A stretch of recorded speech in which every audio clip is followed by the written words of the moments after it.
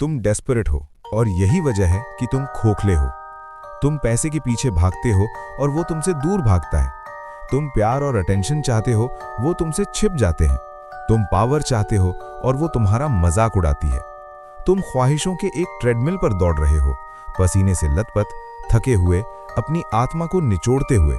फिर भी तुम वहीं खड़े हो जहां से तुमने शुरू किया था। दुनिया ने तुमसे झूठ बोला है। इसने तुम्हें बताया कि जो तुम चाहते हो उसके लिए तुम्हें भूखा रहना होगा, तुम्हें उसके लिए पागल होना पड़ेगा, तुम्हें ब्रह्मांड के आगे चीखना होगा, तब जाकर वो सुनेगा। लेकिन यूनिवर्स चीखों का जवाब नहीं देता, वो ऑर्डर्स का जवाब देता है।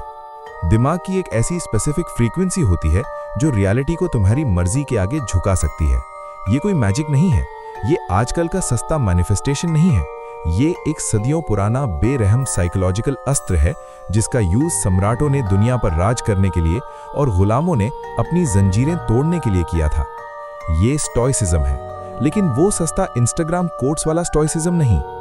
मैं बात कर रहा हूं मार्कस ऑरेलियस, सेनेका और एपिक्टेटस की वेपनाइज्ड फिलॉसफी की। वो फिलॉसफी जो दर्द को सिर्फ सहती नहीं, उसे निगल जाती है। अगर तुम जिंदगी में वो सब कुछ चाहते हो जिसके तुम सपने देखते हो, तो तुम्हें भिखारी की तरह बर्ताव करना छोड़ना होगा और एक सम्राट की तरह सोचना शुरू करना होगा। तुम्हें डिजायर के रूल्स को पलटना होगा। ज्यादातर लोग अपनी ख्वाहिशों के गुलाम हैं। इस वीडियो के अंत तक तुम उनके मालिक बन जाओगे। मैं आज तुम्हें 7 ऐसी स्टोइक रूल्स देने वाला हूं जो तुम्हारे अंदर की उस डेस्परेशन को जलाकर राख कर देंगी जो तुम्हारी सक्सेस को तुमसे दूर ढकेलती है। लेकिन मेरी एक वार्निंग याद रखना, इसके लिए तुम्हें अपने अंदर के उस हिस्से को मारना पड़ेगा जिसे विक्टिम बनने में मजा आता है। अगर तुम भागना छोड़कर कमांड करने के लिए तैयार हो तो ध्यान से सुनो। नियम 1, असलियत का नंगा सच, the optical stripping. Marcus Aurelius इस धरती के सबसे बड़े साम्राज्य का राजा था। उसके पास हर उस खुशी, हर उस लग्जरी का एक्सेस था जिसके बारे में इंसान सोच भी नहीं सकता। वो चाहता तो ऐश और आराम में डूब सकता था। फिर भी वो रोम का सबसे डिसिप्लिन्ड इंसान रहा। कैसे? उसने एक साइकोलॉजिकल टेक्निक का यूज किया जिसे ऑब्जेक्टिव रिप्रेजेंटेशन कहते हैं। जब वो रजवाड़ों के रॉयल पर्पल कपड़ों को देखता था, स्टेटस का वो सबसे बड़ा सिंबल जिसके लिए लोग खून बहा देते थे, तो उसे पावर नहीं दिखती थी। वो खुद से कहता था, ये सिर्फ भेड़ की ऊन है जिसे समुद्री कीड़ों के खून से रंगा गया है। जब वो एक शानदार दावत को देखता तो उसे कोई मास्टर शेफ की डिश नहीं दिखती थी। वो कहता था, ये एक मरे हुए सूअर की लाश है, ये एक मरे हुए पक्षी का ढांचा है। वो पेसिमिस्ट या नेगेटिव नहीं था, वो खुद को डी-हिप्नोटाइज कर रहा था। तुम एक जादू के असर में हो। तुम एक स्पोर्ट्स कार देखते हो और तुम्हें मेटल या रबर नहीं दिखता, तुम्हें स्टेटस और खुशी दिखती है। तुम किसी खूबसूरत इंसान को देखते हो और तुम्हें उनमें परफेक्शन दिखता है। यही वजह है कि तुम्हें वो नहीं मिलता जो तुम चाहते हो। तुमने अपनी ख्वाहिशों को इतने ऊंचे पेडेस्टल पर बिठा दिया है कि तुम वहां तक पहुंच ही नहीं सकते। तुमने उन्हें इतना ग्लैमराइज कर दिया है कि अब वो तुम्हें डराते हैं। और पावर कभी सबऑर्डिनेट या नीचे वाले के पास नहीं आती।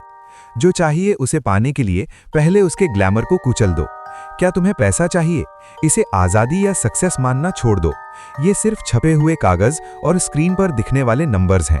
ये एक टूल है, इससे ज्यादा कुछ नहीं। ये टेक्निक रूथलेसली खंडी और बेदर्द लगती है, लेकिन ये जरूरी है। जिस पल तुम किसी चीज को भगवान मानना छोड़ देते हो, वो हासिल करने लायक बन जाती है। नेगोशिएशन टेबल पर जो इंसान डील को पूछता है, वो उसे खो देता है। जो डील को सिर्फ एक एक्सचेंज समझता है, वो फ्रेम कंट्रोल करता है।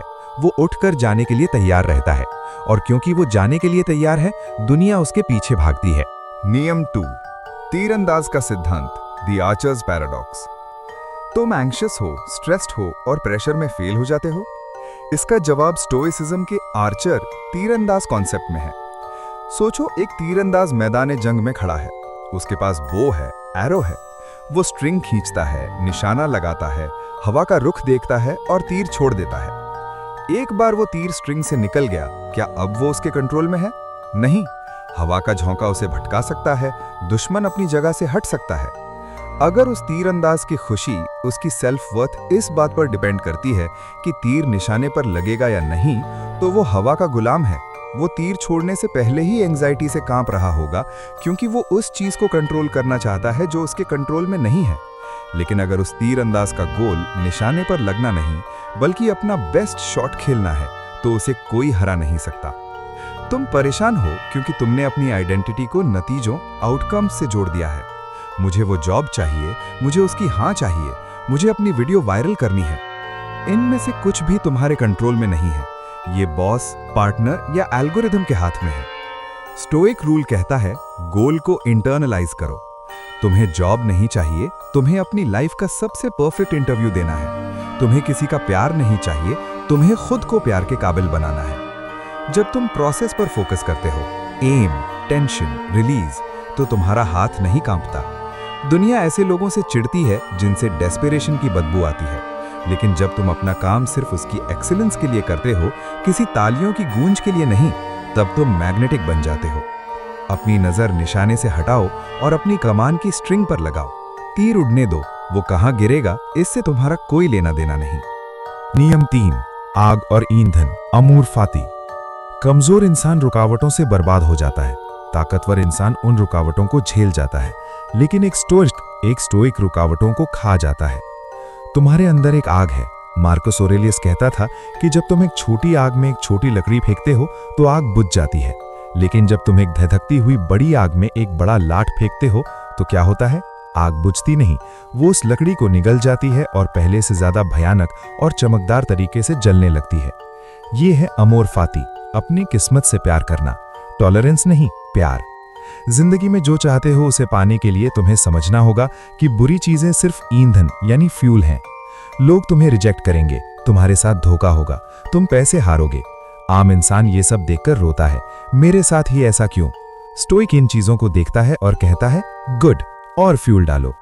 ये पावर डायनामिक्स का अल्टीमेट रिवर्सल है। तुम बिजनेस बना रहे हो और कोई तुम्हारा आइडिया चुरा लेता है। विक्टिम रोता है, ये चीटिंग है।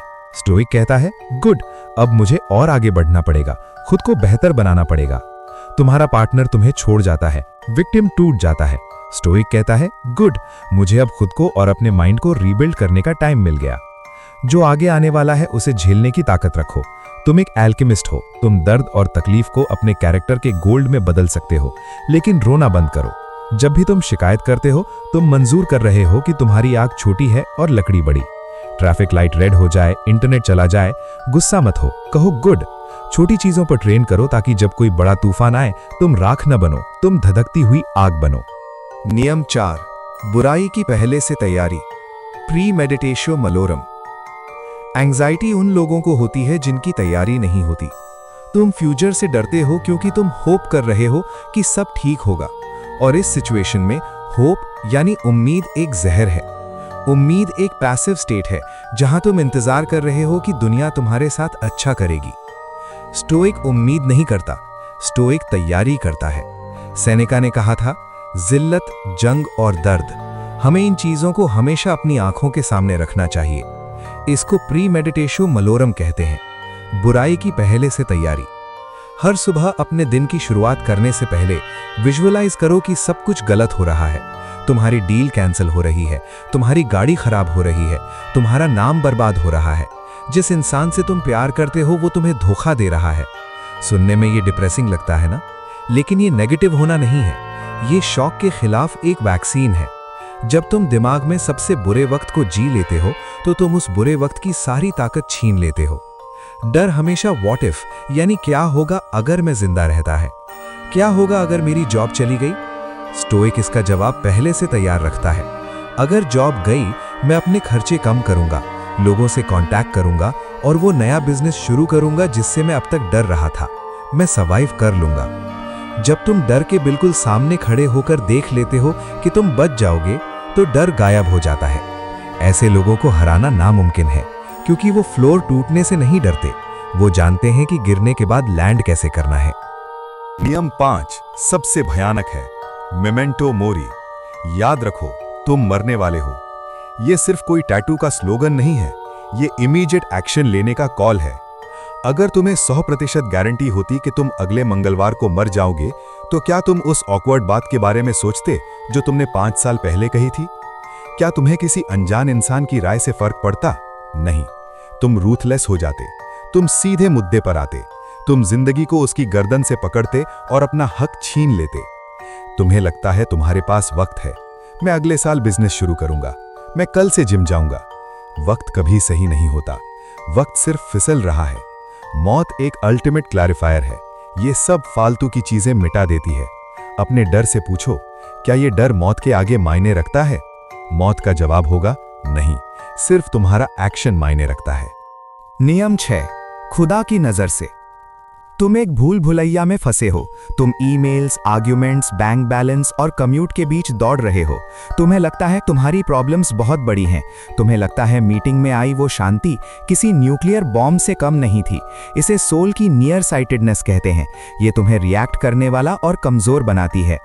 जो तुम्हें चाहिए उसे पाने के लिए तुम्हें इस लैब्रिंथ से डिटैच होना पड़ेगा। Marcus Aurelius the view from above practice करता था। वो आंखें बंद करता और इमेजिन करता कि वो अपने जिस्म से बाहर आकर ऊपर हवा में तैर रहा है।